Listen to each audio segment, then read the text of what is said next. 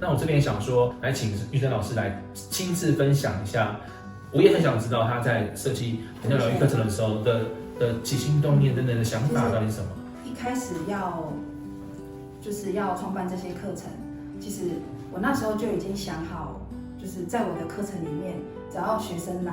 他来食育学是真的可以学到东西的，所以我不想要我的身心灵课程就是纯鸡汤，因为我觉得，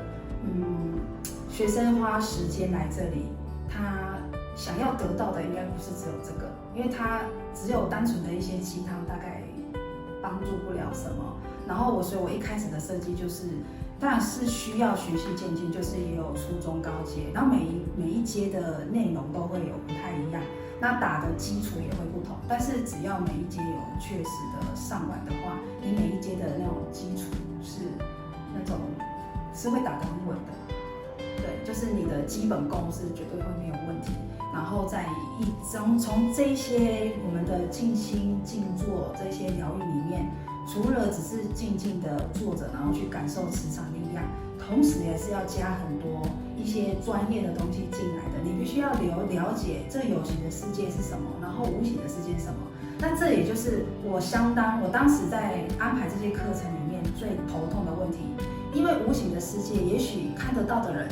他看得到，但看不到的人只能用幻想的、用想象的。那我的教材里面，我们要认识无形世界的时候怎么办？真的就是很仰赖设计师的功力的，因为我必须把虚幻的东西写成有形的教材。那要搭配图文的时候，要怎么样让它去呈现出它是比较对的那一种画面感？因为其实我也有跟设计师说，我们要给的图是对的，因为每一个上课的学员看到这些图，你们就会映入你们的大脑，你们会记住哦，它这个东西是长这样哦。那这个图就很重要，因为它会决定你认识那个世界的样貌是什么啊，所以就会变成很挑战，真的是非常大的一个挑战。但是我觉得我们非常幸运的是，我们遇到一个就是心思很细腻，然后很愿意花时间去研究，因为这个要他自己也研究过，他真正可以理解的那一种算境界吗？然后他才可以用所有的图片去取代文字。我觉得这是一个很不可思议的事情，但我们居然办到了。